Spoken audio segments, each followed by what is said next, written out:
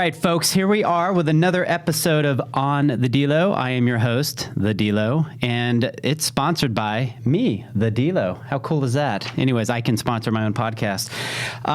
Today we have a really interesting guest. Well, I think he's interesting. We're going to find out in a little bit. But why don't you say hello, Bassel? Hello. How are you all doing? And if you all don't know already, because you're not reading the show notes ahead of time, Bassel is one of the owners of a local restaurant, actually local restaurants called Pita Jungle out here. And I think everybody that's listening to this, unless you're from out of state, is probably eating at Pita Jungle. I would venture to say that's probably a good chance. And how long have you been doing this? 1994? 1994 is when we set up the first shop. Yeah. DMP. How many locations are we up to now? Today we're up to 24 locations, of which one is mobile. It comes with an engine, V12, wheels, and all sorts of fun stuff. Yeah, and you just started doing the food truck a handful of years ago, right? That wasn't... No, that was a COVID reaction. It was a COVID reaction, Not the reaction to the vaccine, but the reaction to COVID itself. How did that work out for you during COVID? We didn't get the truck until after COVID. Yeah. If you can say it's... If it's, one of those sorts of things. Gotcha. It took forever for the project to... But it's a good thing to have because we do tons of caterings, parties, whatever. Yeah, exactly. Before we get more into the restaurants, I want to get into who you are because... The thing is like if you go online, if you look at, really who the owners of this location are and you do a little bit of creeping, which I did, there's not much about you. You're pretty much, just one of these anomalies that, granted, you're on the news a lot and you're really, I would say, the face of the engine. I know that a lot of the PR and the bookings, it's you or it's Bettina who's in here as well. And, I wanted to know about you a little bit more personally and everybody. Like, you're in great shape, first of all. And a lot of that is probably from your healthy lifestyle and the art of eating healthy, correct? Oh, yeah. I mean, breakfast, lunch, and dinner, same place for the last... I'm kidding. but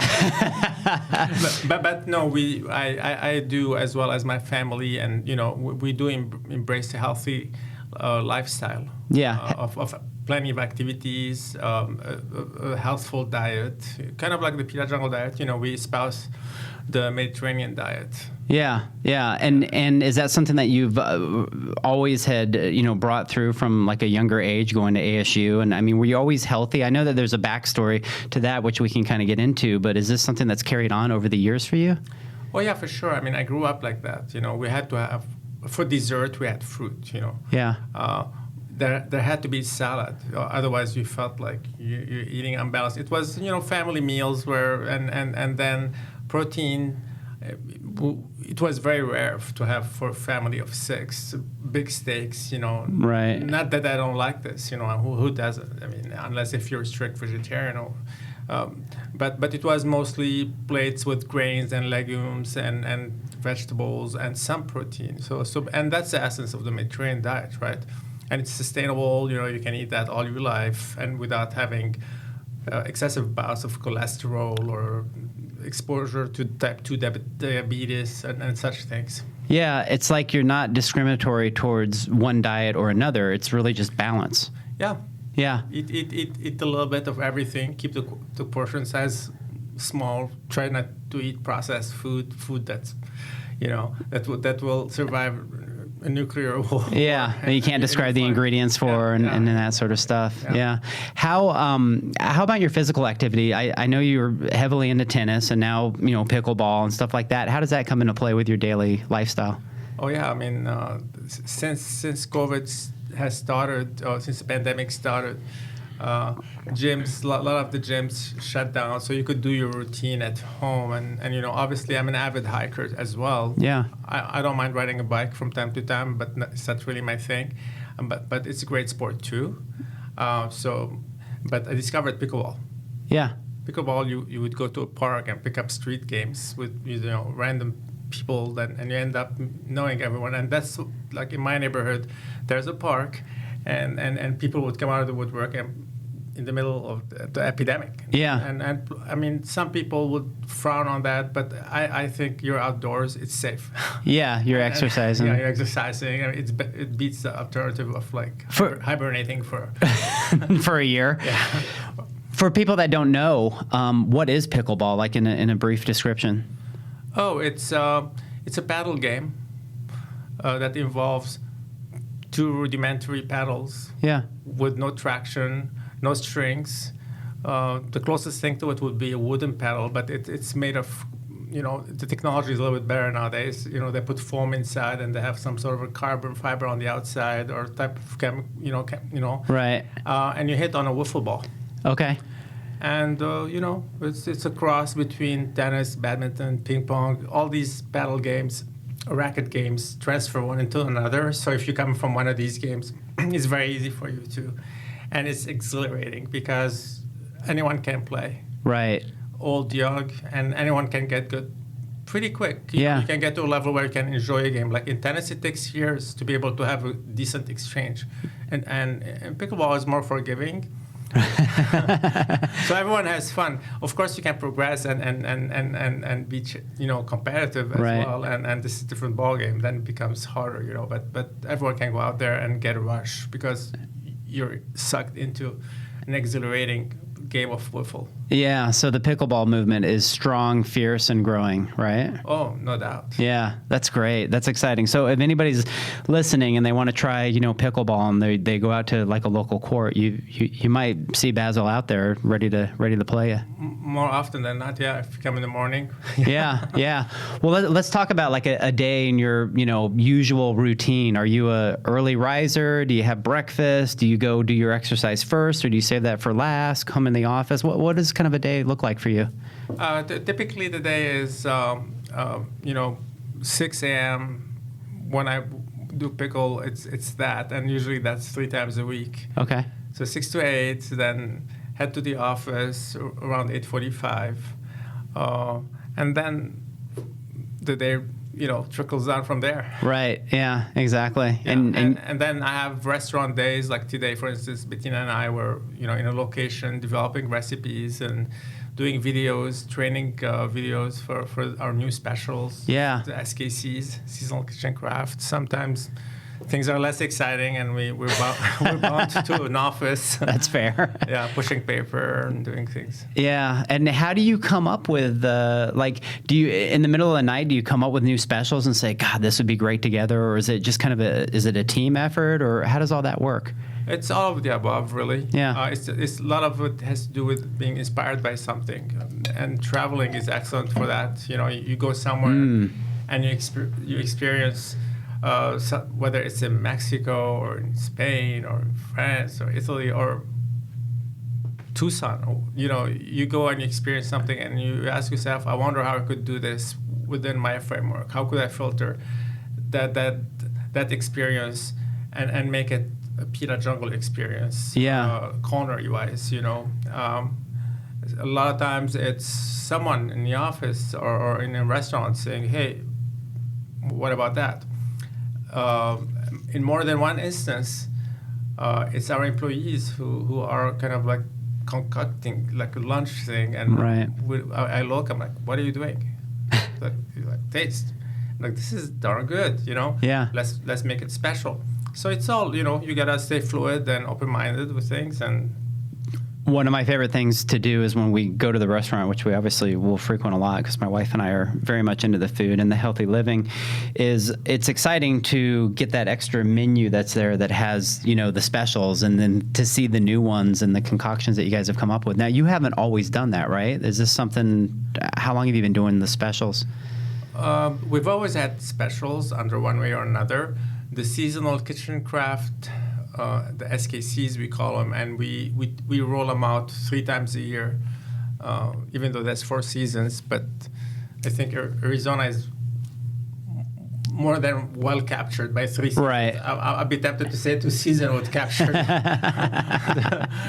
but yeah, we've been doing it 4 or 5 years. But prior to that, we used to freestyle in every store, give our chefs and cooks powers to develop their things and blackboard them. Put a blackboard, and based on our approval, I would go there or my partner Fuad. Yep.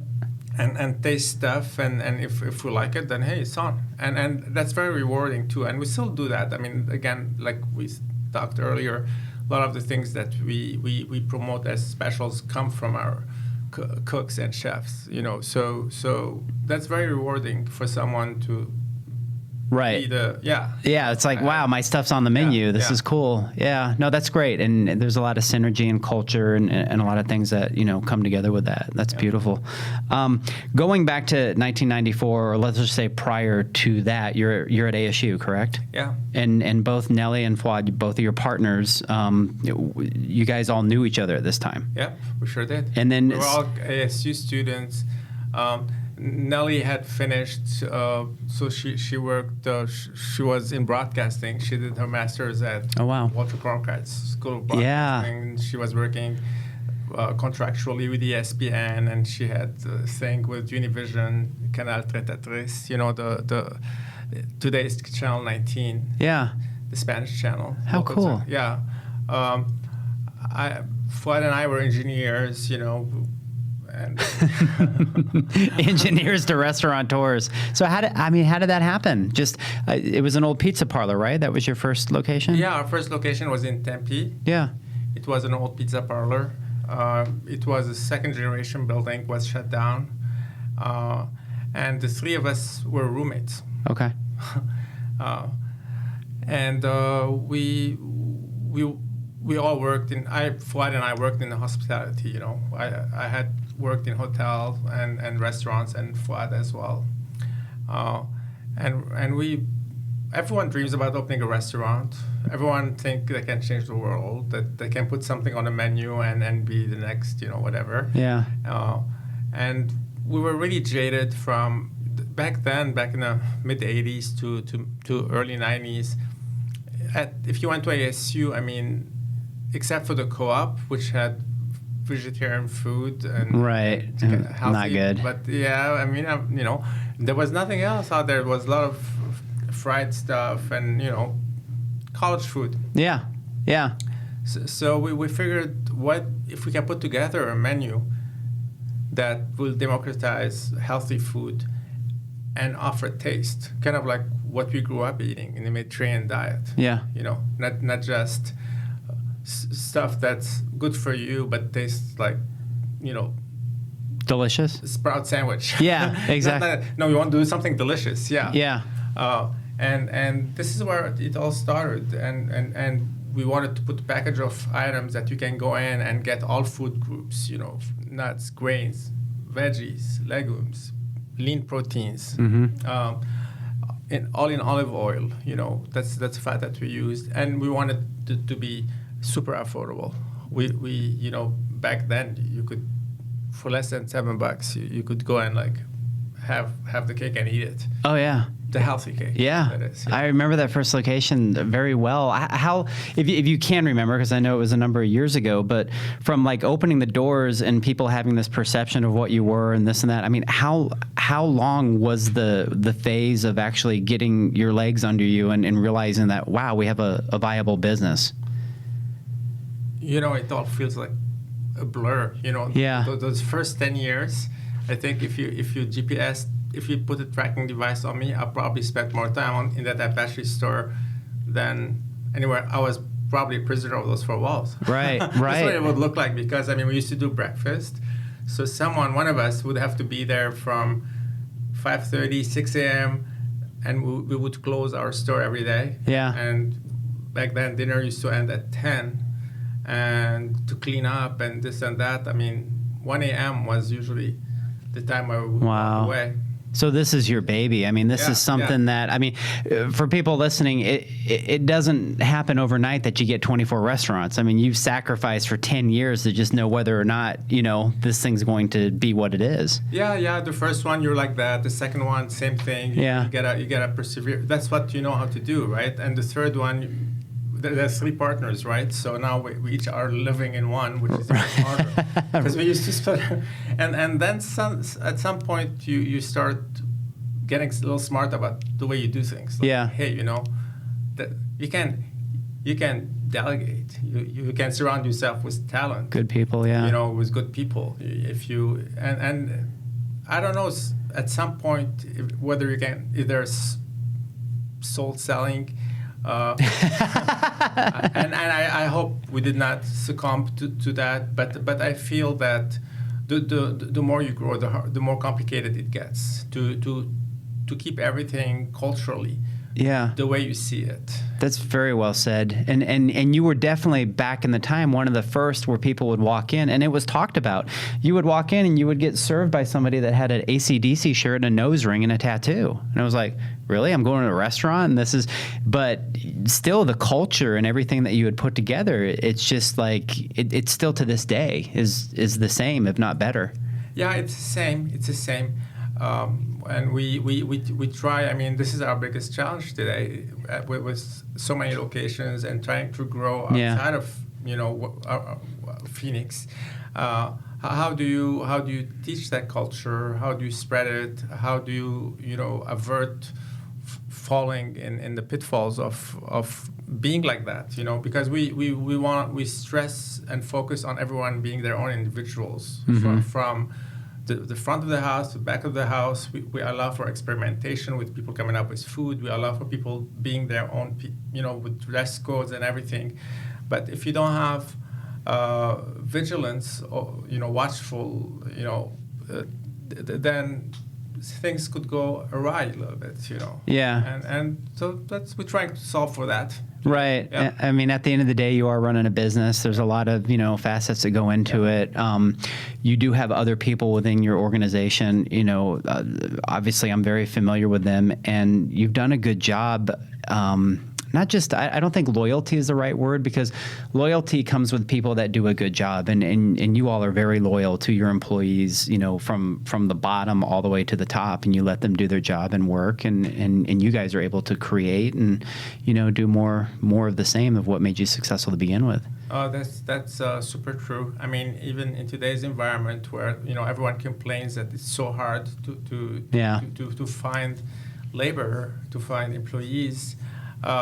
Sure, we've suffered from that, but I don't think to the extent of other restaurants or other businesses, because people enjoy working with us and for us, for themselves. Really, it's theirs to make it what it is, and we're there, to make it what it is for them and for us as well. So it's kind of like one of those things where if they're not happy, we're not going to be happy. Mm-hmm. And it's the same thing with the customer. Every customer needs to leave the restaurant happy, because if they're not happy, if they lose, we lose. Everyone needs to be a winner. Yeah, I can vouch for the fact that, my wife and I, we go to the Shea location quite a bit, and you will see the same manager, the same employees, they get to know you. I mean, that to me is community, and that's a great thing to be able to have.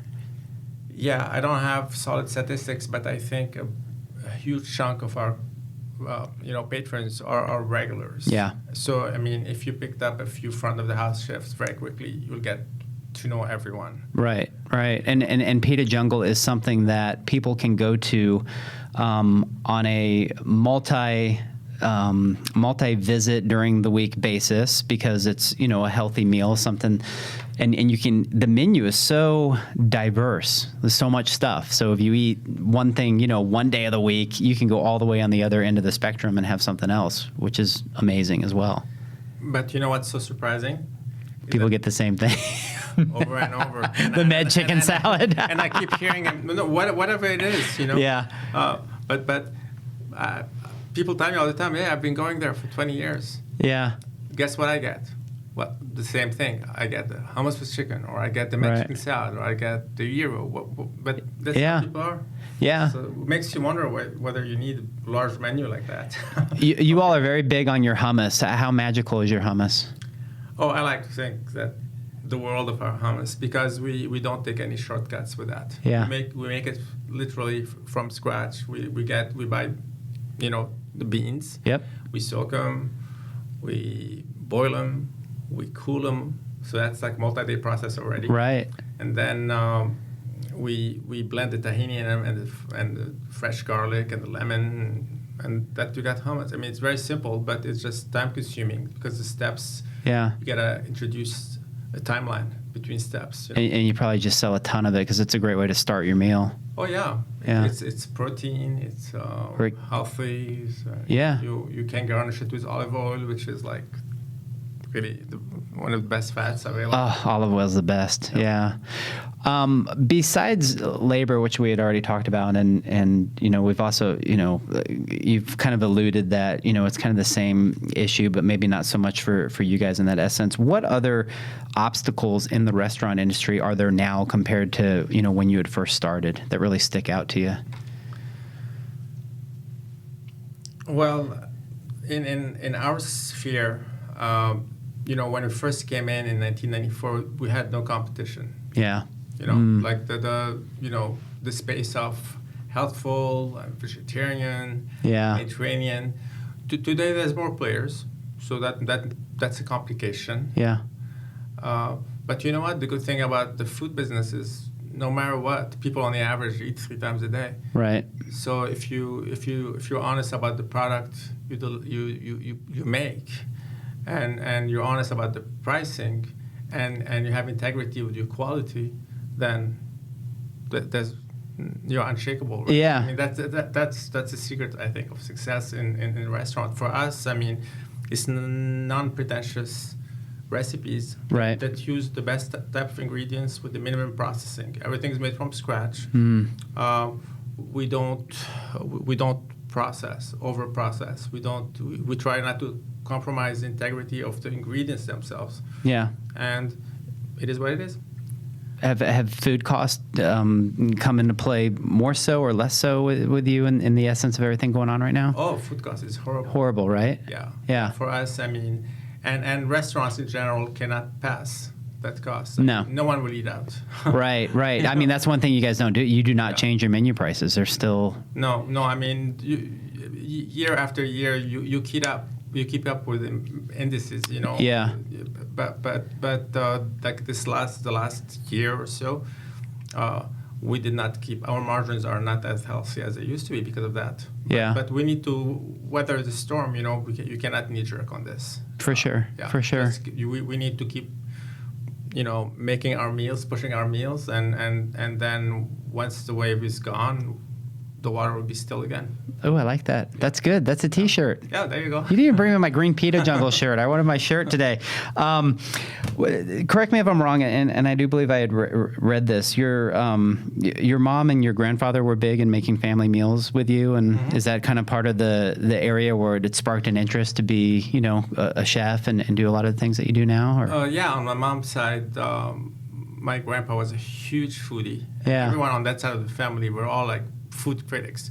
They were not like journalistic food critics, but anything that you presented to them, they were like, oh yeah, but you need to add a little of that. Everyone had an opinion, everyone discussed, and wherever they were cooking, they would pride themselves with getting the ingredients. Like back then, I'm talking about the old world, pre-supermarket era, so you went to the produce market to get the produce. You went to the meat market to get the butchers and get whatever cuts you wanted, or the fish. It's a full day event. Well, to plan something like that. Yeah. And you had connections, and people save the best thing for you because you're coming. That's awesome.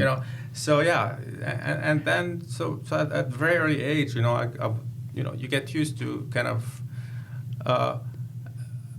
discriminating between flavor and taste and things, and it's a learning process. Really, I don't think it's innate. I think it's just like everything else. Right. You go through the process, and then you're rewarded by your successes. Like when suddenly someone recognizes your good taste. If you taste something and say, oh, it's good, someone will say, oh, he has taste. That's funny. And it becomes a positive feedback loop, right? The more you succeed at something, the more you like it, and the more you get good comments and blah blah blah. Yep. So that's So that's. Did you ever I would assume you had accompanied maybe your grandfather to these markets and seeing how of course, yeah. Was this in France or? No, this one was in Lebanon. This was in Lebanon. Okay. Yeah. Yeah. Yeah. That's so cool. How special is that to be able to take that and carry it on and I do know. those sorts of things? It's amazing. Yeah. Yeah. Do you still, at this day and age, like go to different markets just to kind of go and do things for when you cook at home, or? I used to go more often. Yeah. But now, busy with the family and all that, at the scale, like at the house level, yes, we go to farmers market. We Right. go all these, places where we can get good, excellent products, locally, hopefully, and, Yeah. grown. But for the restaurants, 24 locations, we buy the best from trusted vendors. Right. But I cannot go and source. No. Of course not. We have someone whose full-time job is to source out and Yeah. find the best stuff for us. Yeah, and the thing, you want the consistency and quality and just knowing by getting from the same vendor. I get that, being in the restaurant business myself. Are there any future projects or anything that might be future ideas that you're working on that you can even talk about, or as far as your growth, expansion, anything like that? Yeah, there's always something in the pipeline. I being an avid fan of pickleball, I kind of wanted to do something along those Cool. lines. Yeah. We're slowing down, and there's other projects as well. But in light of the current wave, Yeah. Right. inflationary wave, we put the brakes a little bit. We put 6x stall on things. Okay. Things are not optimal, with respect to cost of money. Yeah. And so we're watching. Understandable. But we're ready to pull the trigger when we identify an opportunity. I think you've earned the right to do whatever the hell you want. You want to open up a pickleball pita place, do it. I think that'd be great. That'd be great fun. Yeah, that would be great fun. You don't really feel this as work, right? I mean, you feel pretty much retired because you love what you do and you're passionate about it. I mean, I assume you just wake up and you're like, cool, I'm gonna do this today. Yeah, for the most part, yeah. Yeah. Sometimes it could be a grind.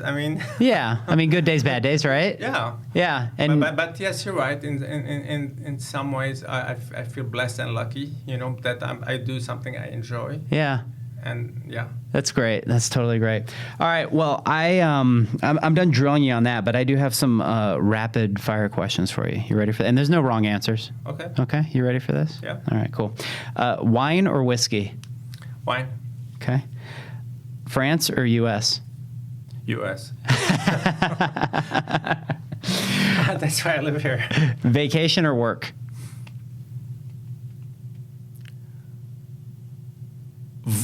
Work. I like that. That's a really good answer.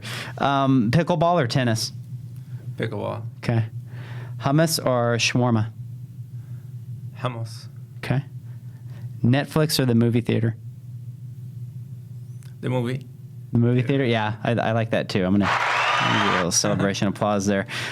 Monday morning meetings or going in and doing kitchen prep? Kitchen prep. I think I've been in those meetings. Bigfoot or aliens? Bigfoot for sure. All right. An ocean or big city vacation? Ocean. Okay. And last but not least, short shorts or a sweatsuit? What do you think? Short shorts, of course. Yeah, of course, exactly. That's why I asked the question. That's so awesome. Where for people listening, obviously Pita Jungle, it's very well known. Are there any social media handles or anything that you want followed? Pita Jungle. At Pita Jungle? Yes. Perfect. And that's on Instagram?